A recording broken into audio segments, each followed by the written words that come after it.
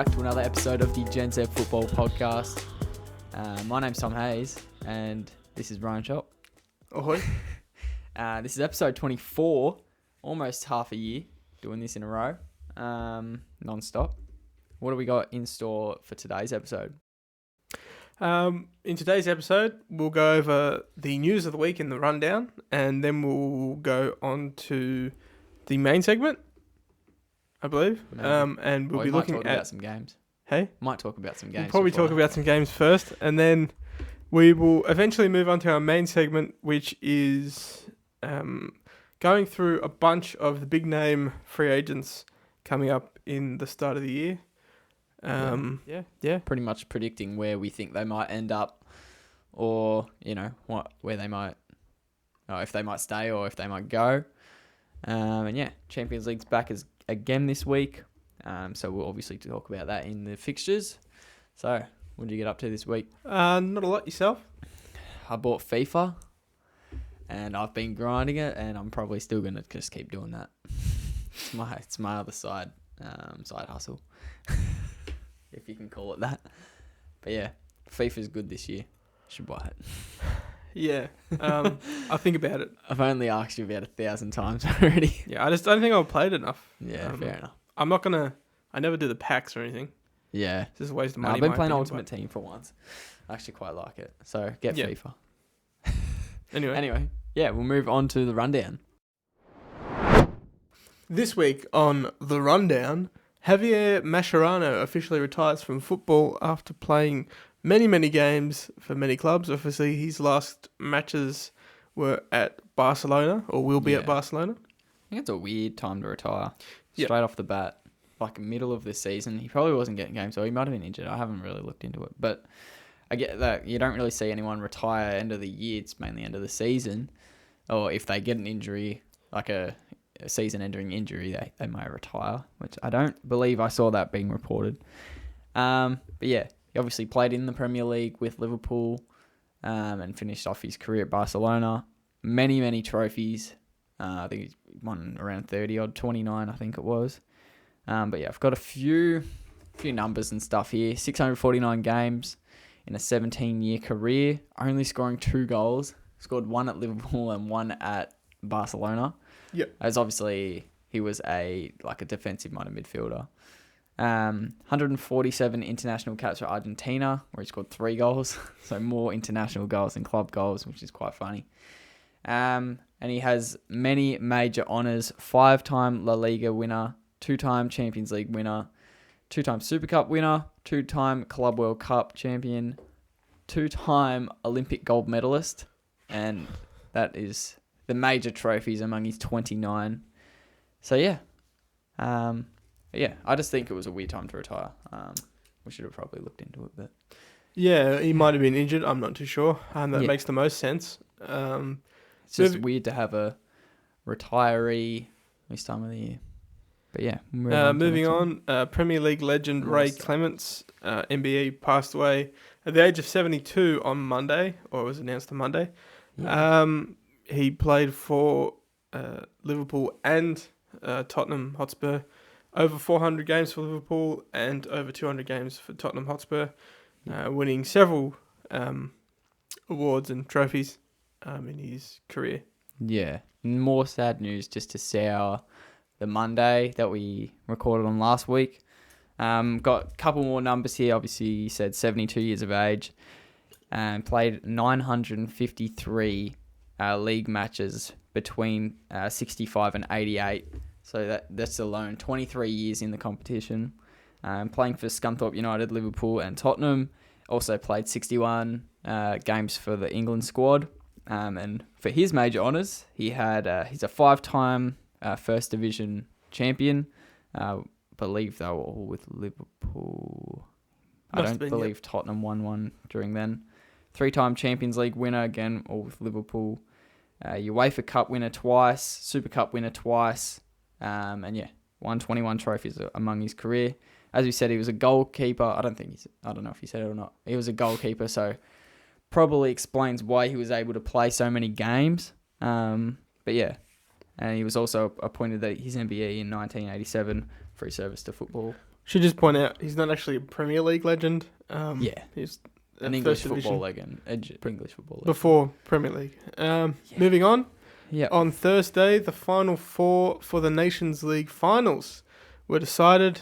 Italy, Belgium, France, and Spain will compete for the title in October of 2021. Yes. Now, the Nations League is a minor European competition. It's not. There was a lot of hype talked about it when it came in. I still haven't really.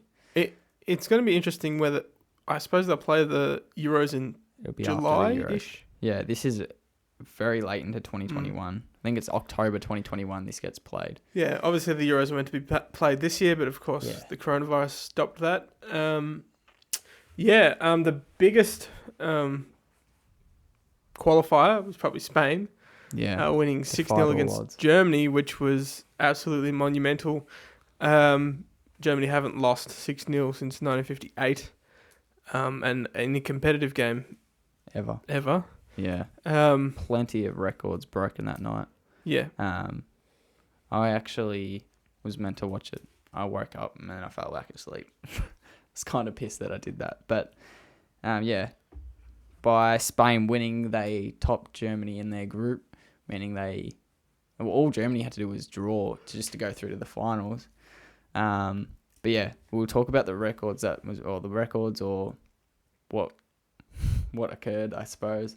As you said, their biggest ever competitive defeat, their biggest defeat in 89 years. First time since 58 that Germany conceded 3 first-half goals in a competitive match. Germany conceded more goals against Spain last week than their entire 2014 World Cup campaign, which they won, which is...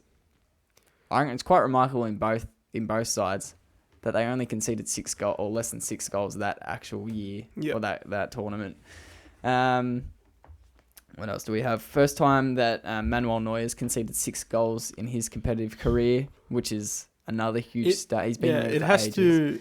To as he reaches the most caps for a German goalkeeper, it has to put a little bit of pressure, I think, not only obviously on the manager, Joachim Löw, but on Neuer, because there are considerably good goalkeepers or world-class goalkeepers waiting behind him, such as Ter Stegen, who probably should Definitely be ahead of him now if he can concede 6. And I would say it wasn't really. I wouldn't put more than maybe 2 of the goals down to him. They weren't really easy saves. The defense was pretty shocking. There was, I think, 2 or 3 times he was caught. Well, he wasn't caught 2-on-1, but he was in a 2-on-1 situation where he pretty much conceded 100% of the time. I think, I think the weirdest thing is, if Germany had lost 2-0, it probably would have still been as devastating. Honestly, just because it's Germany, they don't tend to lose. It's not a thing they've ever really done. There's a saying that a good German team makes the final of a World Cup, but a great German team wins it. Yeah. And that's pretty much true. I mean, they're in the final more times than not of a World Cup and other major tournaments, or very close to it.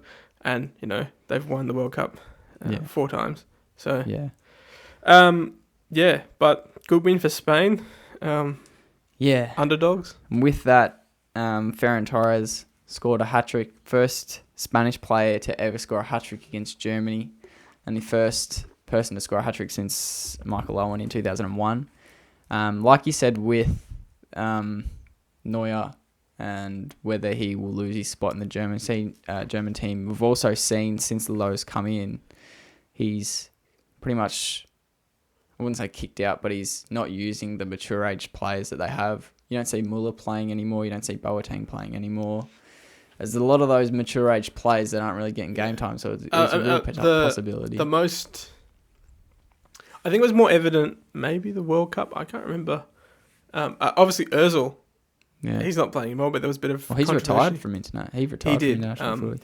But Mario Götze, who's also an older player, who scored the winning goal in 2014 World Cup final. He's not on the German team anymore. I mean, Yeah. but then there's such a good pool of young talent as well. Yeah, the same thing. I would argue it's better than the English pool of young talent, considerably. I don't know. They're just off form. I mean, they didn't have the strongest team they could have had, but I don't know. It's I think the strongest team that they could field. Yeah, I think after the first two, it was more of a shock, and they, what's going on, Just got their pants. and the pulled in. momentum they lost it. They couldn't get it back. Yeah. I think that's all we had on that. I think you said it as well. Neuer became the most capped German goalkeeper in that game as well, which only soured the game a little bit more for him, conceding the most he's ever conceded. Yep. Yeah, we'll move on to the next bit of news. What? We have light. Yeah. So to move on Thursday as well, Pep Guardiola extended his contract with Manchester City until the summer of 2023. Now, this is something we both thought would probably happen. It was just a matter of time. Although it's not a huge extension, really. It's only 2 or 3 years. 2 years. I'm pretty sure it's 2.5. Yeah. Oh, his contract was until 2021. So it's only 2 year extension. Yeah. I think this is going to start a domino effect, and it's rubbed off a lot of conspiracy theories I had for a future episode. So he's not going to Barcelona. Not going to Barcelona. Look, in my opinion, this kind of means they have spoken to Messi. Could have been. Well, I That's think conspiracy theory. Well, okay, it's nothing solid yet. Yeah. But I mean, there were reports that he'd already spoken to Messi in the summer when when he thought we thought he was going to come to Manchester City, but obviously Barcelona didn't allow that. Yep. But now it's looking more and more likely in January that Messi will go to City on a free, which is better for City because they're not going to have to pay some very high transfer fee. Because I honestly think if City weren't willing to get Messi, or Messi wasn't willing to come to City, Pep would have gone, I'll try my luck at Barcelona. Yeah. And they would have taken him back. This season so far has been a disaster for Barcelona as well. They're sitting in the bottom half. It hasn't been great league. for City either. That's true. But I think City must know something that no one else does, which is a conspiracy in itself with the Messi thing. City must, and Pep must know something. Yeah, it's something that's not made public yet, because it's weird. Like, I don't think I've ever seen a top club re-sign their manager when they're sitting in the bottom half of a top club as well. Like, you mainly see them get sacked. But I never thought Pep would ever get sacked. I thought if he was ever going to leave, he would have just walked out. I think he would have, if they had to sack him, or they would have said, we don't want to sack you publicly, just leave. Yeah. But I don't know. He's done so much for the club, I think.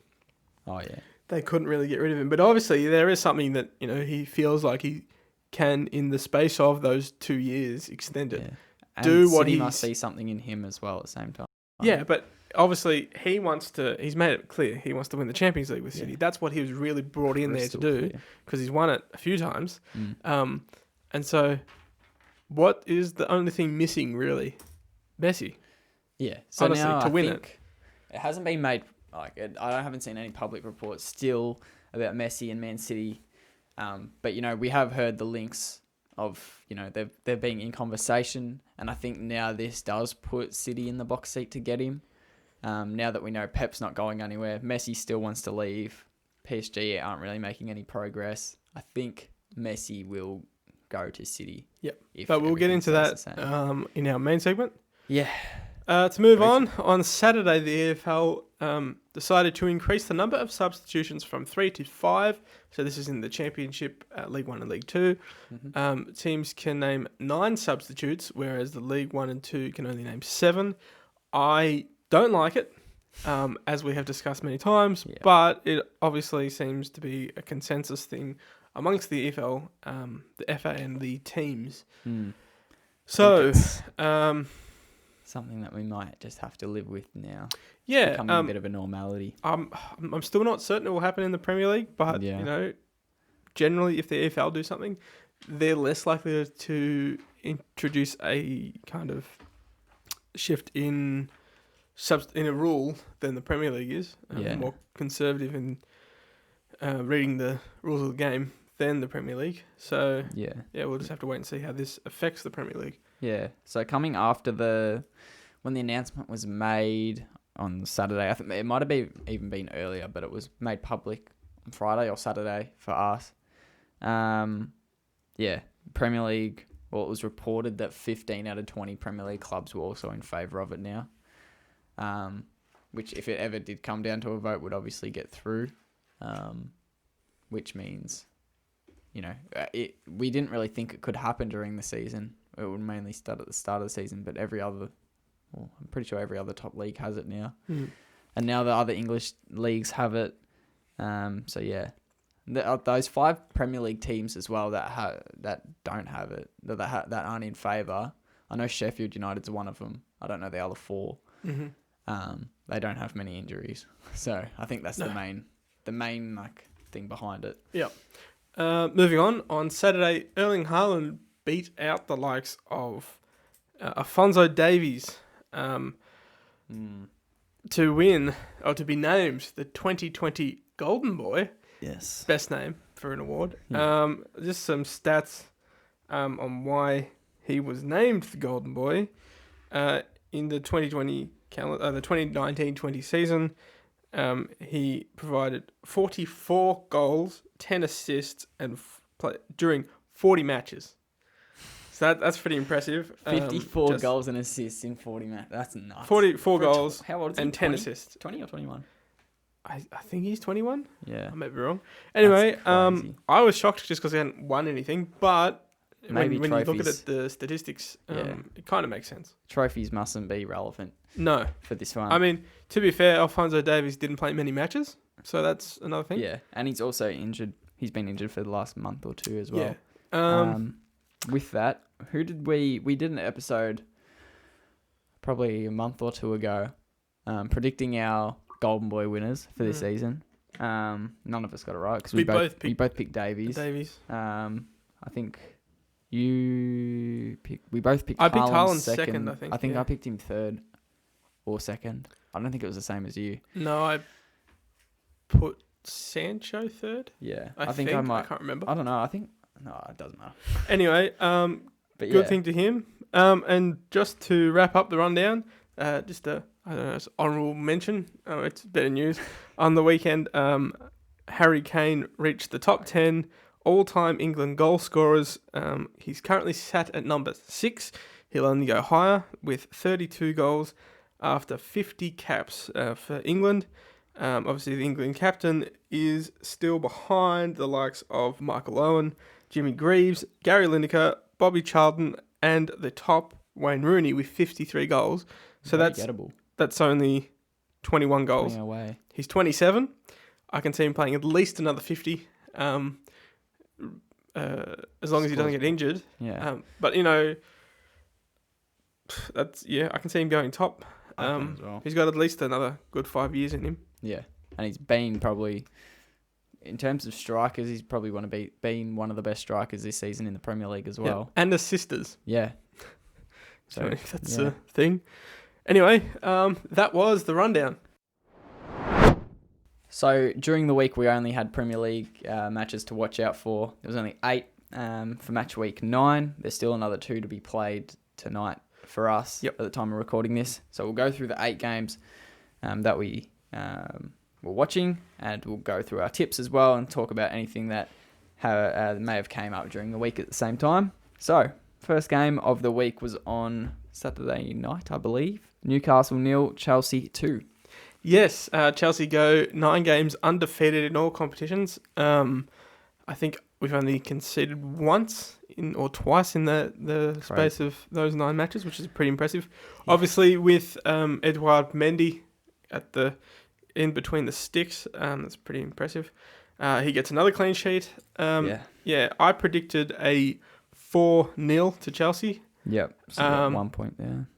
Sorry? You get 1 point. So I get 1 point. Yeah. I don't have a lot to say about this game. It was kind of expected. Although Werner should have scored. Yeah, probably should have scored more maybe. Yeah, I think my prediction probably was a fairer assessment of the actual game.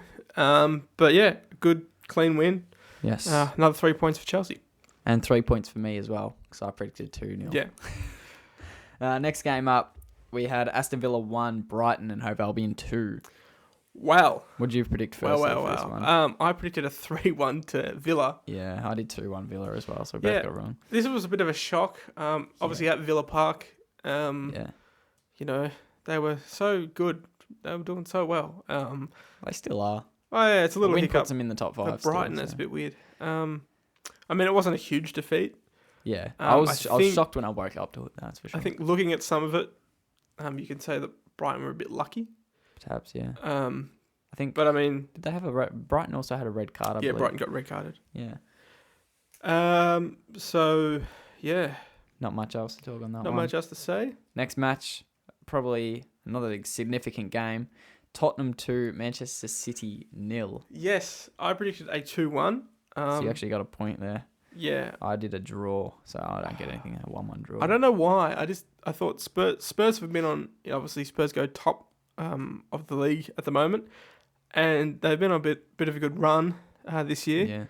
Yeah. Son obviously picking up the player of the month for October, and Son and Kane pairing.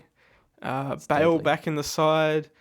It's pretty impressive. It's a crazy Hugo team. Lloris back at top form. Yeah, I'd say it's just a Jose Mourinho masterpiece at the moment. Yeah, I mean it's what Mourinho does. Yeah. He honestly hasn't spent really a lot, which is impressive. Well, when he joined Tottenham last year, it was almost a year ago to the day when they played. Yeah, he's been with him over a year now. Yeah, they were sitting 14th in the league. And he obviously got them up to 7th last season, and now they're first at the moment, which is remarkable. He's always had the pre-season to work on it, and he's done a very good job. And, for Spurs fans, they'd be hoping this continues. Personally, I think Tom and I, because Chelsea are third and Liverpool are second, probably don't hope it does continue. It's good for Tottenham fans. At the moment, they look, pretty injury-free. Unstoppable. Nothing's really worrying them right now. At the moment. Yeah. If they can do that to Man City, if any other team's going to win the league this year, I'd be happy if it was Tottenham, to be honest. Yeah. I wouldn't really if it wasn't Chelsea, I would be happy if it's Tottenham. Yeah. Just because for so long they've been chasing it. Yeah. And I think if anyone deserves it, just for any trophy, Mourinho and Harry Kane does. Because just for any trophy. Man United threw Mourinho out after he won them a Europa League, and he sat them second and third, I think it was. Yeah. So, and now they got Solskjaer in there. Swimming round at the bottom.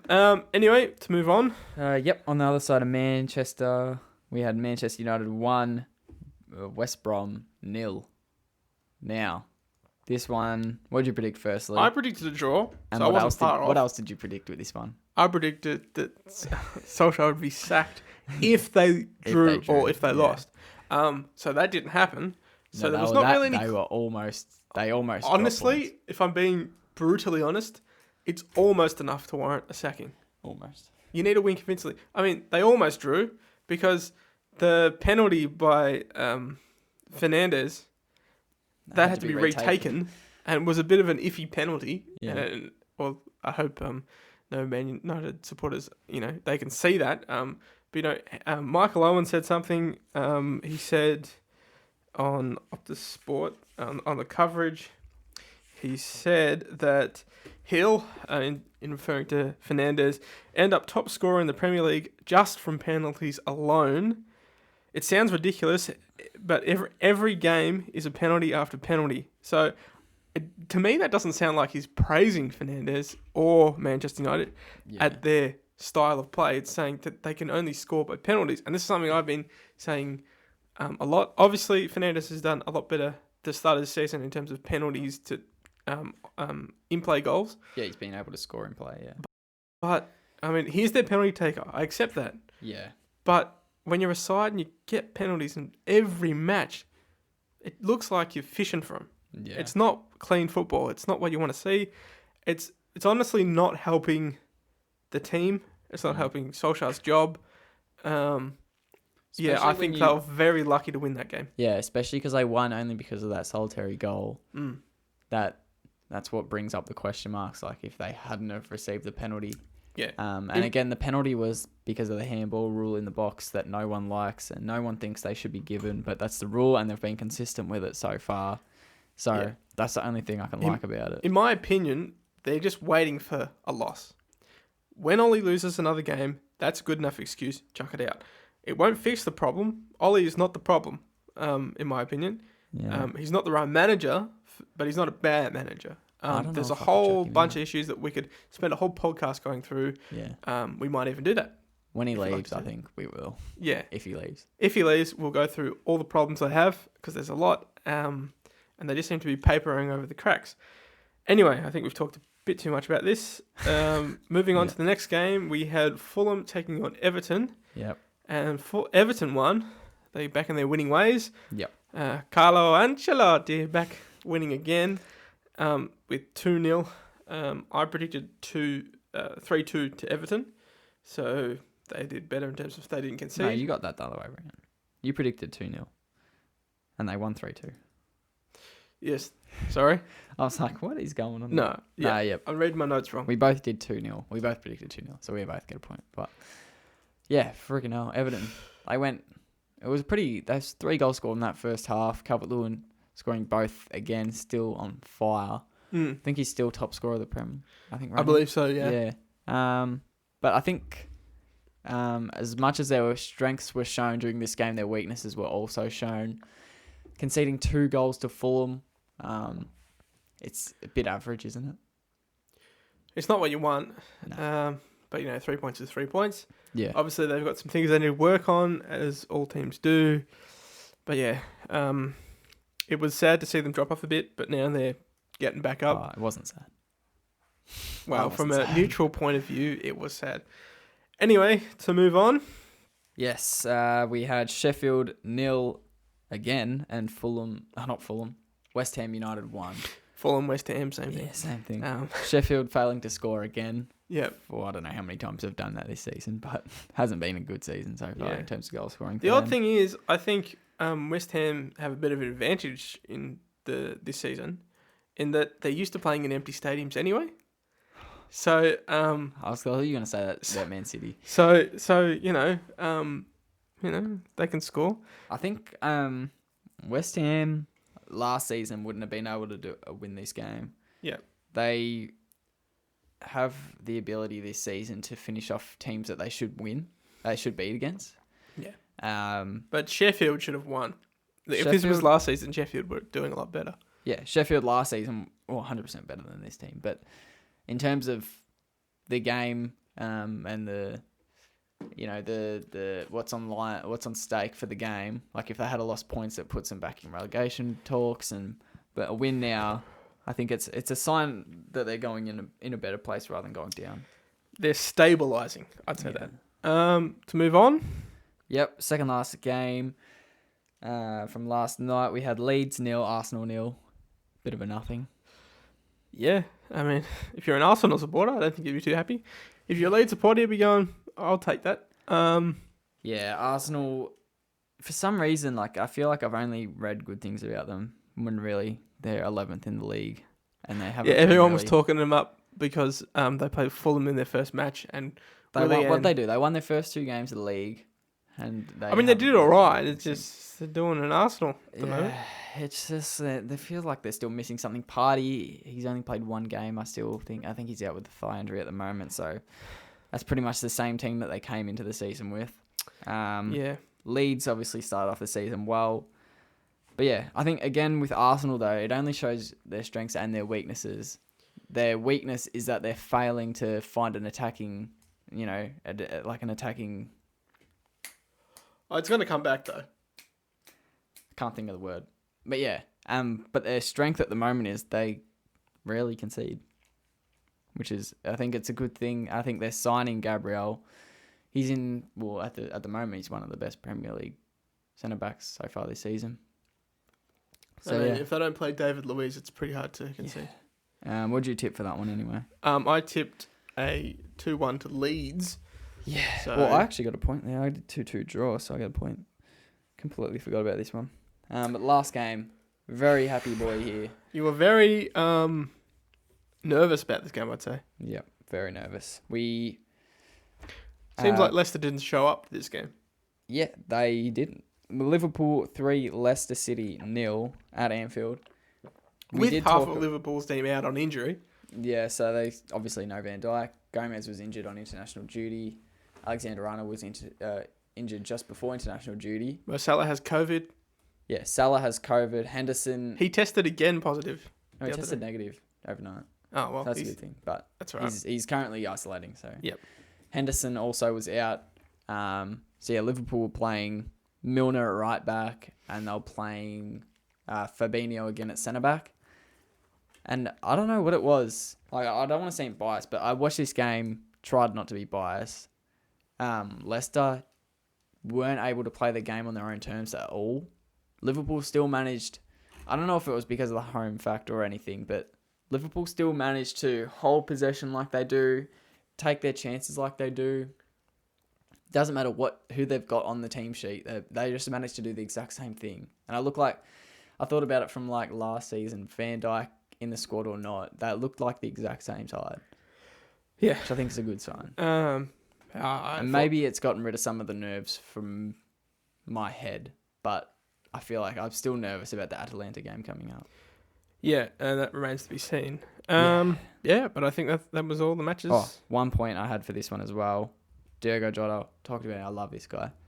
He's now the first ever Liverpool player in history to score in his first 4 Premier League matches for Liverpool. It's impressive. Yeah. I think he might be equal with Salah this season for goals across all competitions. I might be wrong, but I think he's second anyway. Yep. If he's not. But yeah, that's all we had for the results this week. I'm now leading the tipping 81 to 78. So we'll be bound to get a lot of points next round. Yep. There's a lot of games. But yeah, we'll move on to our main segment, which is free agents and where we think they'll go. So as we said for the 10th time today, our main segment is predicting the future of free agents. Yep. For this season. The top free agents that there are this season. We've got a list of 15 players here, ranging from all across Europe. And we're going to pretty much just guess where we think they'll end up, or whether they'll re-sign, or what league they'll end up in. And then we'll have a quick discussion about it. Obviously, there's 15 players, so there's quite a bit to get through. So yeah, we won't spend too much time on each of them. Should we go back to front? Let's go back to front. All right. Because we've already talked about the first one a little bit. So we'll start at the back with Mesut Ozil. Mm-hmm. Now, Mesut Ozil's currently an Arsenal player, contracted. Well, they're all contracted till 2021, so we don't really have to repeat it every time. He's not on the list for Arsenal. Yeah. He's still getting paid. He's not on the list. Speculation of where he's going to move. He's 32, valued at around 6 million euros, which... Only 6? Yeah, he hasn't played for a long time. Yeah. Jesus. So, where do you think he'll go, or if he will stay somehow miraculously at Arsenal? He's... Oh, Jesus, kicking the table. Yeah, he's definitely not staying at Arsenal. I think that's almost certain. I don't think he'll stay at Arsenal. Oh, okay, yeah. Yeah. He has reportedly come out and said that he wants to remain in London. Yep. So as we talked about at a past episode, it leaves a number of teams in contention, and then we've sort of deciphered which teams wouldn't go for him or he wouldn't fit in a couple teams. So I've then narrowed it down to West Ham or Crystal Palace. Yeah. I went with West Ham purely because I think they will end up selling Declan Rice to Chelsea. And then they'll have a bit of money to spend on his wages. Obviously, he'll come in on a free. I just don't think Crystal Palace... I think Crystal Palace would be the only exception. Like, they could, like Tom said, lowered it down to 2. But I just don't think they could afford him. Especially, they'll want to keep Wilfried Zaha. I don't have much else to say. We haven't seen him in a long time. I don't really know what to expect from him anymore. I'm just trying to think. I feel like he would fit better at Crystal Palace. There's no one really at West Ham that he can link up with. He doesn't really need to. If he did link up at Crystal Palace, he would have that... Well, he wouldn't have a link, but he would be able to form a link with Zaha. Perhaps, but I don't think they could keep both of them just on purely wages, because he might reduce his wages, but he's not going to reduce them a lot. Yeah, and a lot of factors go into this as well, because Crystal Palace could have a good season. They could end up getting a massive injection of money. So. Although, I don't know. Yeah. But I feel like West Ham would be more willing to build a team around him. Yeah, potentially. Which is what Ozil needs, as we saw at Arsenal in his early days. Yeah. Anyway, I don't have much else to say. Should we move on? Move on. Next one. Next is Juan Mata, currently at Manchester United. He is also 32 and valued at 7.5 million euros. He's valued more than Ozil. Less. He said 7.5. Yeah. He said Ozil was 6. 9. Oh, 9. I thought he said 6. No. All right, no, okay, fair enough. The other way. You flip The it other around. 6, yeah. Yeah. That's 6, yeah, I know the So, one. I will start, I guess. I think he will move. And Yeah, I I've have got something that as that is, I don't know. I was reading into his history a bit, and I saw that good old Mourinho likes to buy him. He bought him at Chelsea. He brought him to Chelsea. And then he brought him, I think he brought him to Manchester United when he went to Manchester United, and he's been at Manchester United since he was there. So I think he could move to Tottenham. Now, I think this because he's cheap, 2, he's experienced. Even if it's for a year, I actually think he would do a little bit of good to his to Tottenham. I feel like he's got like a similar vibe to like Willian leaving Chelsea and going to Arsenal. He'll have that sort of role, I'd assume. Whether he stays in the Premier League, I don't know. He has a history in the La Liga. He has been in the Premier League for 9 years now, so I can see him staying in the Premier League. Whether he stays at a big club, I don't know, because I don't think he has the same type of factor as Willian. I feel like he's a little bit different. He's a little bit more reserved and sits more in the midfield. I could see him moving back to the La Liga. That's my prediction. Yeah, fair enough. Anyway, I don't think a decision will be made until the end of the year. Yeah, obviously. Half of these won't even be. They'll probably go all the way to the deadline. Next, Olivier Giroud. He is 34, so a bit older, and valued at a very cheap 5 million euros. Yeah. He's currently at Chelsea. Obviously, last year he chose to extend, which is one of his options, to extend for a year. Chelsea weren't really looking to re-sign him by all reports, but he's done all right so far. He hasn't got a lot of game time, but I think he will move to the United States, to the MLS. What team, I couldn't tell you, but I think MLS would be. I think he'd do a lot there. He could shine there. Yeah. He's obviously been bloody really good form for France. I think he's a top French scorer. He might be, yeah. He's up there. So yeah, with the French French vibe, I'm gonna say he goes to the French league, and I reckon he'll play for PSG. Very good. Same sort of role that like Cavani had at PSG, like that secondary striker. Yeah, I could see it. I think it'd probably go to MLS. Yeah. Anyway, next we have Angel Di Maria, who is 32 again. This seems to be common occurrence, and he is estimated value of 32 million euros. So a bit more. pricier. Obviously, he's probably one of the big draw cards currently at PSG, and I believe he will stay on at PSG. Yeah, I've done the exact same. I reckon he'll stay. Just what you said with his value there, that's quite a lot to lose for PSG as well. They need the money at the moment.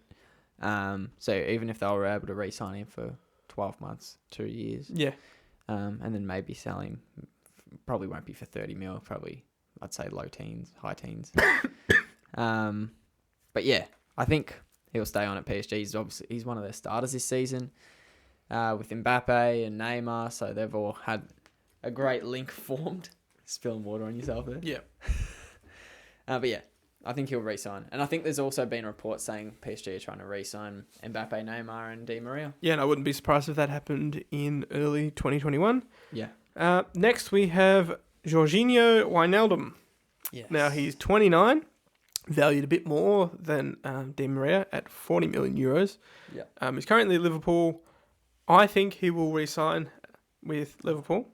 I thought you said he was going to... Yeah, I was tossing it up. Yeah. I thought that the only reason he'd go would be to Barcelona, and that would have already happened.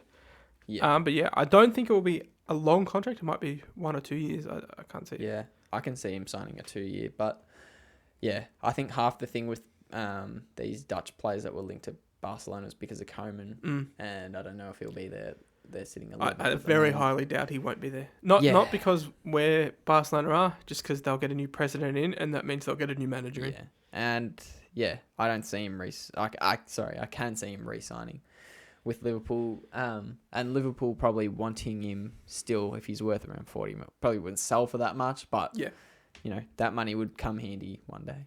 Yeah. Next we have Diego Costa. He's also 32 as number of the other 32. I swear, I feel like he's so much older than that. I mean, he played for Chelsea for a bit. He played a few places. He played at Atletico right before that, I believe. He's back at Atletico right now. He's valued. Yeah, he's at Atletico right now. He's valued at approximately 10 million euros, which is decent. Not bad. For his age, I believe he will stay. Resign. He is the captain. He's quite involved with the club, on and off the pitch. From my understanding, he gets along well with the manager. Yeah, it won't be a long contract. I'll say it'll be 1 or 2 years, and then he might reassess his options again. But yeah, I can see him staying on. I'm gonna research something real quick. I don't have him staying. Primarily, how old did you say? It was 32. Yep. I'm just gonna. Now, I think he will leave to the MLS, mainly because of their appointment of Luis Suarez. I think Suarez may force him out of the team more often than not. As well, they've also got João Felix as well, who I doubt he would lose game time to Diego Costa. So if they were to do that, if he was happy to stay on, as a sub player or miss out on a couple games, more like Mark Noble does at West Ham, even though he is captain, then that could be an opportunity. But I think he could leave. There's a good chance he could leave to MLS or something. Yeah. Something like that. Moving on, we have David Alaba, who's currently at Bayern Munich. He is 28 years of age, so a bit younger. Yeah. He's valued at 65 million euros. Very big. I believe he will move to Juventus. Really? Yep. I've got him moving to the Premier League, but I don't know which club. Now, I think it's pretty silly that Bayern weren't able to fix a contract up for him. I think he's a really valuable player to them. He is, but I don't think they need him. What do you mean? He's one of their starters. He's only 28. He's worth 65 mil. There's got to be some sort of need for him there. And even if they weren't able to do that, even if they would have signed him for 1 year and then sell him the next year, for a 29-year-old, that's like they're losing. It just feels like they're losing money either way. But yeah, I've got him moving to the Premier League. I think there will be clubs that are looking for maybe a centre-back like him, whether that be like a City, a Chelsea, a Liverpool, Tottenham. I feel like one of the big clubs I was will go considering putting Chelsea, but I think from the reports I have read, he looks more likely to go to Juventus just because Pirlo really likes him, and I think, would he give up the chance? Well, who knows about Neymar staying, Ronaldo staying. But I don't know. It seems like it'd fit a bit better there. Will Pirlo be there next year? Yes. You reckon? Yeah. He's an Ollie. He's a Frank. He's not going to leave. They sit fourth right now. Will they be happy with fourth? It doesn't really matter. He's a club legend. He'll get at least a year. I hate that. It's annoying, but it's how it is. I think you'd like it if Gerrard was at Liverpool. Yeah, but if Liverpool weren't finishing... Well, if Liverpool were finishing top two for the next 4 years and then we come off and finish like 6th or 7th, I wouldn't be saying, let's keep him because he's there. Anyway. Sorry. Moving on to Memphis Depay. He's 26, valued at 45 million euros. Yeah. He's currently at Lyon. They've done all right. But I think he'll move to Barcelona and he will sign in January. Really? Yep. I reckon he'll also move to Barcelona. He was very close to moving in the winter. Yep. Or the winter window. But yeah, I think it's, again, Koeman was trying to get Dutch players in the door.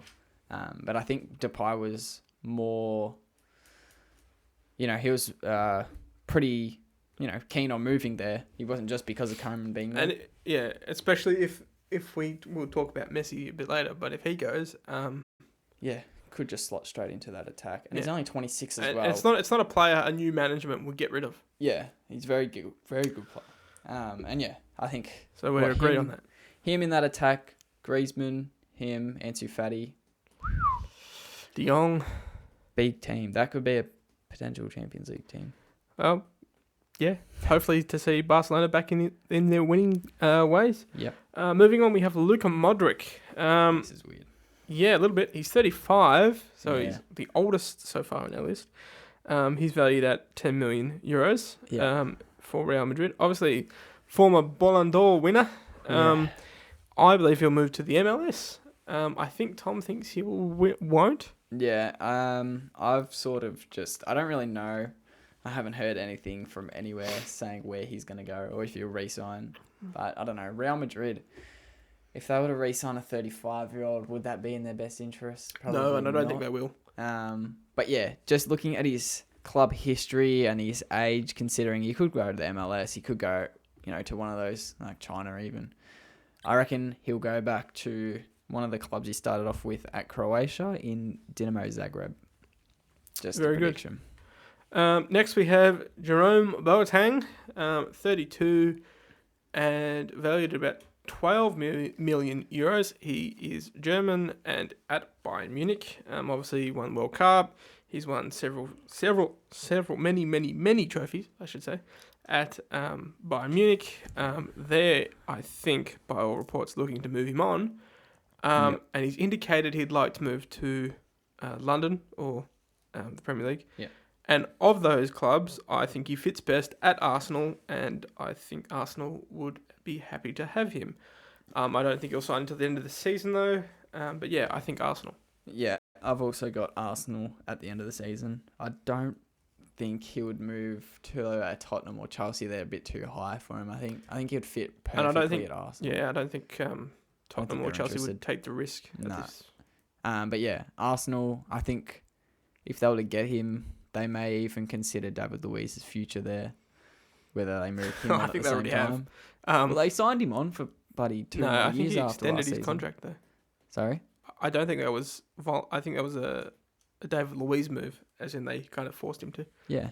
So I don't know why they did that. No, I think it was in his contract, saying that he could re-sign for a year. It was a 2-year deal. I think they put pen to paper there. Or maybe they did. Yeah. Maybe I'm completely off my chops. Anyway, Anyway. I think he would fit better than David Luiz does. There. Oh yeah. 100%. Anyway, moving on. We have 5 left. Got 5 5. left. Also, just to go back for a second, he's worked with arguably the best goalkeeper for the last Yeah. however long. So that's pretty good. And Arsenal's goalkeeper's German as well. Yeah. As is he. Although they don't really play a lot in the national team together. Yeah. Although they both don't play in the national team Yeah. at the Very moment. true. Anyway. Anyway, moving on. Sergio Aguero is the next up on the block. Yeah. I don't know. The next player up Yeah. on the list. I think He's this one's also pretty easy. 32, which seems to be a recurring theme in this list. He's valued at 42 million euros, which is the highest so far. Yeah. Not the highest in the whole list, but you'll get the last one will be. But you probably already know who that is. Manchester City, so he's at Manchester City, and I believe he will re-sign at Manchester City for 1 or 2 years. Yeah. Especially if they're bringing in one of the players that we're going to talk about soon. Yeah, I agree. I think he'll re-sign at Man City, and I think he's one of the factors why said player is wanting to move to Man City. So and I think even without said player moving, he's still pretty damn good. let's just say Messi. It's gonna be Messi. We know who it is. I think it'll be clean, but Get out of here. There was right there. Anyway. Yep. Moving on. Well, that's easy. Moving on. Also, I think he'll sign January. I don't think he'll delay it, especially just Pep's re-signed. Next, we have the shirt salesman. Edison Cavani. You had he's it right 33. You had it right the first time. Sorry, yeah. He is valued at a generous, in my opinion, 12 million euros. If his agent probably gets 12 million euros as well. He's currently at Manchester United. United, keeping that bench warm. Although I think he's played more minutes than Van der Beek. Yeah, he definitely has. so far, which is kind of sad. Yeah. And I think he'll move to the MLS at the end of the year, but I think you think something differently. Yeah, I reckon he's going to re-sign. Because he has the clause in his contract that allows him to sign on extend his contract for another 12 months if he wants to. I don't really like Man United, but I really don't think they deserve that. Does he deserve it? True. Yeah. It's not helping his legacy. Yeah, I just think he won't mind staying there another year if they let him. Well, they obviously don't. They won't have a choice. So yeah, I think he will. We'll see. These are only predictions. We do not decide their futures. Next we have. I'll get him on the phone now. Tell him that. Yeah. Just get up. Good old Edison. Next we have Juan Luigi Donnarumma. Currently at AC Milan. Now, I think he will stay. He's 21, so pretty young. Valued at 60 million euros, which is pretty high. For a 21-year-old, not bad. He's goalkeeper, so this is the only goalkeeper I think we have on our list. Yep. I think he will stay at AC Milan just because he's gone through their youth and he's only 21, so I think he's got at least a few more years. And AC Milan seem to be picking up a bit of steam at the moment. I think he'll re-sign relatively soon at January. I did mention, I think last podcast or the podcast before, that Maldini, who's their not president, their head of football or something like that, said they were confident and they're in talks with Donnarumma. So yeah, I can see him staying. Although Maldini's son, I believe, is also a goalkeeper. So, but I think he's younger, so I think they'll be like, but I think he'll re-sign. I don't think it'll be even a hard decision for him to make. I think he'll re-sign as well. He's been at AC Milan he's in the senior squad, since 2015. So when he was 16 years old, or 17 he might have been. He's also got 22 Italian caps. So it tells you how good he is. Yeah. I mean, there was a lot of speculation that he would go to Chelsea. Yeah. A little bit, when they were looking for the... But if he turned down Chelsea to stay at AC Milan, I think he will stay at AC Milan. And they're still currently top of the Serie A right now. Yeah, so they're doing very well. Next, we have Sergio Ramos. Obviously in flying form in the weekend's Nations League match against Germany. He is 34, so one of the older on this list. He is valued at a reasonable, I'd say, 14 million euros. Yep. For his age, he's, a veteran of Real Madrid. Yeah. And I think he'll re-sign probably for only a year or two, just because to provide that. They don't really have anyone else to provide that leadership quality that he seems to provide. And that kind really hard role to fill straight away anyway. He's almost a assistant coach. Yeah. Assistant manager. Like a player coach. To Zidane.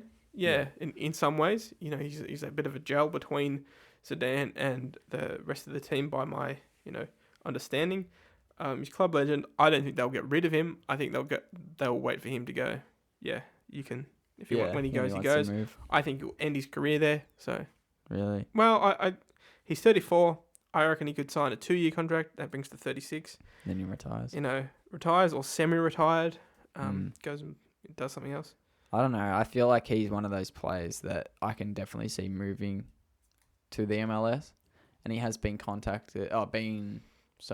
reportedly, David Beckham wants him to join Inter Miami in the upcoming season. Yep. It could be on the cards, and I feel like if Real Madrid aren't to win the La Liga this year, he may be hungry to win that one more trophy with them, and he may re-sign. They are only 6 points off the top of the table right now. They are currently 4th. So who's top? Real Sociedad, and then Atletico Madrid a 2nd and Villarreal a 3rd. I feel like if this is Atletico's year. If this is the year where any team besides Real Madrid or Barcelona win the league, it's this year. Yeah. And I think, if they are to lose the La Liga, I feel like he would be more inclined to stay and try and win that one more trophy with them and go out on a high maybe. But otherwise, I'd see him going into Miami. Next, we move on to our last for this podcast, this list for this main segment, I should say. And it's the one we've all been waiting for, the greatest himself, Lionel Messi. Yep. I can't remember which order it is. Anyway, Messi. He is 33. He is valued at 100 million euros. Pretty good, I think, valuation. He's at Barcelona, and I think, as we have been saying so far, he will move to Manchester City on a free, obviously, and sign in January. And I don't think there will be any real surprise about it. It'll be big, but there won't be any surprise just because of his wish that wasn't granted before the start of the season. Yeah. I think it's a big mistake that Barcelona have done it this way. Just the tension between Messi and the club, and the former president was obviously not very well liked by Messi, but it means they also get no money for him, which is another shame. And I think Messi would want to have given them some money in terms of to have them have some money for him in transfer fee because he loves the club a lot. He just needs to move on to win another Champions League. And, moving to City with his probably favourite manager of all time, that, really helped him get into the Barcelona team. I mean, it would have been a matter of time anyway, but he broke him into the Barcelona team. He really thrived under him as well. Yeah. He's Pep's system, was Messi, in many ways. It highlighted Messi. Yeah. And, to be with one of his best friends, Sergio Aguero, after another one of his best friends, has left Barcelona to Atletico Madrid. I think that, he'll want to do this. Honestly, I can't actually see him living in Manchester. You talked about that. Yeah, it's a bit weird, but I think his family will remain in Barcelona. Yeah. He'll play their commute or stay half and half. But he will, I think, if he moves, which is looking more than likely at the moment. Yeah. I think he will eventually move back to Barcelona at the end of his career because he loves it there, the city, and the city loves him. But, I think his time at Barcelona is drawing to a close and not in a kind of fairy tale ending that it should have probably had. No, still a long season. A lot of stuff could happen. Maybe not the La Liga, but they may throw everything they have at the Champions League. Yeah. But I've got him the same as you, Man City, and I don't know if he'll sign in January, to be honest, just because it would be kind of a shock knowing that. I don't know if it would be a shock, but I think it'd be kind of disheartening if, Barcelona and Barcelona fans know he is leaving. I know there would be a lot of optimistic Barca fans that think he may stay, but I think it's the kindest thing to do, and I think he wants what's best for the club. And if they give them that, space of time to find a not replacement because he couldn't replace him, but just a bit more. I don't know, just to give them a bit more time to figure out what their next move is. I think there's a lot of things that would go on behind closed doors. He could obviously let them know that, I'm going to sign with City at the end of the season. Don't make anything public so the fans don't get outraged and everything. And they still have that time from January to June to figure out a replacement. I mean, but then again, he tried to do that this year, before. Yeah, but he went to the president, he said, I want to leave, and the president screwed it up. Everything's smoothed out now, I'm pretty sure. I don't know. From what I've seen of him playing, he plays, but his heart's not in it anymore at Barcelona.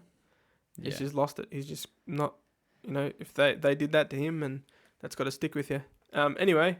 Yeah. I'm going to quickly mention this, just on the topic of transfers, because I'm not going to go into transfer whispers. I've got one transfer whisper this week for Arsenal, believe it or not. Dominic Szoboszlai from RB Salzburg. Been a wonder kid for the last 2 years at RB Salzburg. Hungarian boy. Absolutely killing it. He got Hungary into the Euro 2021. Scored that winning goal from halfway. Not from halfway. Ran from halfway. 20-year-old midfielder. And Arsenal have been in advanced talks with his management. And he's also been linked to Arsenal since June. Good for them. That'd be a big fish for them. I reckon he's one of the best talents coming up. And he finished in the top 10 in the Golden Boy as well. So, yeah. Anyway, so that wraps up that. And we will move on to our fixtures and tipping for this week. So we now move on to our fixtures, and our tipping for this week. We start with the rest of match day or match week 9 in the Premier League. First, we have Burnley taking on Crystal Palace at Turf Moor on Tuesday, the 24th of November at 4:30 a.m. What did you have for that one, Tom? I've got Crystal Palace 3, Burnley 1. I have Crystal Palace 1, Burnley 0. Okay. The next match is Wolverhampton Wanderers taking on Southampton at the Molineux on Tuesday, November the 24th at 7 a.m. I went with a 2-2 draw. Ooh, I also went with a draw, but I went 1-1. Very good. Now we move on to the Champions League and match day 4. So the end of the group stages. Very exciting stuff. Very exciting stuff. So on Wednesday, we have Group E, and we have Krasnodar taking on Sevilla in Krasnodar at 5:55 a.m. I will go with Sevilla for this one. Yep. I've also gone with Sevilla as well. Next, we have Rennes taking on Chelsea in Rennes at 4:55 as well. I went with Chelsea. Yeah, I've gone Chelsea as well. Have fun getting up at I will indeed. Moving on, also on the Wednesday, we have Group F taking on the first match of which is Dortmund taking on Club Brugge at 7 a.m. Yep. I'm going with Dortmund for this one. I've also gone Dortmund. The next match is Lazio taking on Zenit St. Petersburg in Rome at 7 a.m. And I am going with Lazio for this one. Same. Going Lazio as well. Very good. Next is Group G. I know what's going to happen. Also on the Wednesday, we have Juventus taking on Ferencvaros, at 7 a.m. in Turin. I wrote yours already. I hope it's the... And I have picked Juventus. Yep. Same, Juventus. Next, we have, also on Wednesday, we have Dynamo Kiev taking on Barcelona at 7 a.m. as well. And I have gone with Barcelona. I didn't even help me for 1 second. Yeah, that's right. Barcelona. Tried a bit there. Every day of the week. Yeah. Maybe not Wednesdays. Oh, this is Wednesday, so... No, it's not. It'll be This is, yeah. Yeah. But no, Barcelona will win. Sorry, I thought you meant today. That's all right. Next, we have Group H, and Manchester United are taking on Istanbul Başakşehir in Manchester at Old Trafford. New Trafford. I wasn't even paying attention. Anyway, doesn't matter. At 7 a.m, and I have gone with Manchester United to pull one out of the hat here. I mean, they should win. They shouldn't have lost last time, so I'm going. They do a lot of things again. they shouldn't, but Going with United again. Very well. Next, we have PSG taking on RB Leipzig at 7 a.m. And I have gone with RB Leipzig. Ooh, all right. I went with a draw this time. RBL for Shopee. There you go. Next, we move on to the Thursday matches, and we start with Group A. Convenient. We have Atletico Madrid taking on Lokomotiv Moscow in Madrid at 7 a.m. And I'm going with Atletico to win that one. Yeah, I have gone with a draw here. Very Surprise the result, I reckon. Surprise. Next, we have Bayern Munich taking on RB Salzburg at 7 a.m. in Munich, and I'm going with Bayern Munich. Same. Next, we have Group B, and we have Mönchengladbach taking on Shakhtar Donetsk at 4:55 in the a.m., and I'm going with Mönchengladbach to win comfortably. Same. Next, we have Inter Milan taking on Real Madrid in Milan at 7 a.m., and I'm going for a draw. Same. This is so exciting. Next, we have Group C. We have the Athenian team, Olympiacos, taking on Manchester City at 4:55 a.m. And I'm going for Man City. Same. I couldn't even get you there. Next we have Marseille. We've got one different. That's ridiculous. Next we have Marseille taking on Porto at 7 a.m. And I'm going with Porto to win this one. Same. Very good. Next and the last group, we have Group D. The first match of Group D is Liverpool taking on Atalanta at Anfield at 7 a.m. And I am going with the Reds to win this one. Same. If you didn't know, Liverpool are red. Just pretty red everywhere. In my vicinity is red. Yep. If you couldn't have told that already. And the last match of the group stage for 2020-21 Champions League season is Ajax taking on Midtjylland at 7 a.m. and I'm going with Ajax to win this one. Same. Moving on to the Premier League match week 10, or some of the matches, the ones we will cover until next podcast. Yep, 8 games left. First, we have Crystal Palace taking on Newcastle at Selhurst Park on Saturday, the 28th of November at 7 a.m. And I am going 2-1 to Crystal Palace. I've gone with 2-0 Crystal Palace. Very interesting. Next match is Brighton and Hove Albion, got to remember them, taking on Liverpool at the MX, the most underrated stadium for the team, or should I say the team is the worst team for the side. I don't know what I'm saying. Their stadium's nice, but the team's not very good. Yeah, they don't deserve it. At Saturday, the 28th of November at 11:30, and I'm going to go with Liverpool to win this one, and I'm going to go with Liverpool to win comfortably 3-1. 3-1. I did Liverpool 2-1. Very good.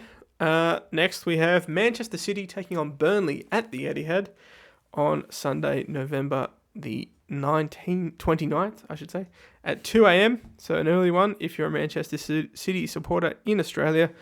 And I'm going to go with Manchester City to win comfortably by 3-0. Same. Next, we have the mighty... That's a thing now. Next, we have the mighty Toffees taking on Leeds at Goodison Park on Sunday, the 29th. Again, at 4:30 a.m. What did you have for that one, Tom? I had Everton 1, Leeds United 1. Well, that's a bit different to what I had. I had Everton 2, Leeds United 1. Not 3-2? No, not 3-2. Everton 2-1. Yep. In the book. Next, we have West Bromwich Albion taking on Sheffield United at the Hawthorns on Sunday, the 29th. The Battle of the Stinkers. This isn't a try not to laugh challenge. You can just let it out. Yep. Come on, they've been shocking this season. Okay, sure. The Battle of the Stinkers at the Hawthorns on 29th of November at 7 a.m. And I really couldn't care who wins this game because it's not going to be that great. But I have picked Sheffield to win 1-2-0. I've gone with a 2-2 draw. I'm actually going to watch it too. Actually, no, I'm not. What time is it at? 7 a.m. on Sunday? Yeah, I'll watch that. Okay. Next, we have Southampton taking on Manchester United at St. Mary's Stadium on Monday, the 30th of November at 1 a.m. I am going to say this will be the nail in the coffin for Ole Gunnar Solskjaer. It better well be because I'm sick of it anyway. And I think Southampton are going to win 2-1. Yeah, I done Southampton 2-1 as well. And I don't want any... a little stipulation, I'm not saying I'll get an extra point. I think Manchester United's goal will be a penalty. Just statistically. I don't want any Ollie questions. Hey? I don't want any Ollie questions for yes or no. Too bad. Because I know what you want. I'm not going to answer it. I'm just going to sit there in silence. Okay. I won't say anything about Ole Gunnar Solskjaer. Well, you're going to say something else then. Just tell on your face. I also went 2-1 Southampton. I didn't know if I said Very that. good. Next, we have Chelsea, probably the biggest match of the week. Chelsea taking on Tottenham Hotspur at the Stamford Bridge. Sorry, Stamford Bridge, not the Stamford Bridge. On Monday, the 30th of November at 3:30 a.m. Good game, not a very nice time. I am going with 3-2 Chelsea. I've gone with 2-1 Tottenham. Very good. And the last match that we will be predicting this week is Arsenal taking on Wolverhampton Wanderers at the Emirates on Monday the 30th of November at 6:15 a.m. And I am going to say it's going to be a 1-1 draw. I've also gone with a draw, but not 1-1. That would obviously be the same. 0-0 I've gone with. Very good. Obviously, as it stands, as we said before, Tom is on 81 points and I am on 78, so Tom leads by 3. Lots of And games. now we will move on to yes or no. Now it's time for yes or no. If you're new to the podcast and you do not know how this segment works, the way it works is Tom and I will each ask each other 3 questions. So I will go first, or Tom will go first, and then we'll ask each other questions, and we can either answer with yes or no. Tom, would you like to go first? Yep. Very good. What is your first question? Will Ansu Fati win the Golden Boy? No. That was pretty quick. You mean next year, but no. Or ever. Oh, okay. No. My first question to you, Tom, is will Jesse Lingard be sold by the end of the year? Yeah. I reckon he will. Very good. Alrighty. My second question to you. Will Man City win the Champions League before the end of the 2020/23 season? Yes. Wait, I meant 2022/23. Same. I know what you meant, but yes. My second question to you, will Tottenham Hotspur continue their form for the rest of the season? Yes. My final question to you. This is probably the quickest we've ever done yes or no, by the way. Yep. Will the Premier League change their substitutions from 3 to 5 during the season? No. My final question, and the final question of this episode's yes or no, is will Jurgen Klopp leave Liverpool to manage the German national team? Eventually, yes. I didn't put a time on it. But anyway, that's good enough. That was yes or no. Thanks for listening or watching the podcast on YouTube. Remember, you can follow us on Twitter at gz_football. You can follow Tom on Twitter at Thomas Hayes _. And you can follow myself at Twitter at rp_shop. All our information and contact details will be in the description below. So if you're on YouTube, it'll be down the bottom. And if you're on Spotify or Anchor, it will be in the description at the top. That's it. Keep us updated for all the... we'll keep you updated for all the news of the world's football. You got it there eventually. Anyway, remember, if you're on YouTube, to subscribe and like, and just share. Share Do anything. If One you're of the buttons there. Yeah, and if you're listening, you can share it to your friends, or you can share it on your social media accounts. And check out YouTube if you're listening. Yes, if you're listening, check out YouTube, and you can also listen to us there. Thanks for listening. See ya. Ciao. No Ollie questions. No question. If I get an Ollie question, I'm gonna spit on you. Put that in the fucking... Put that in the bloopers.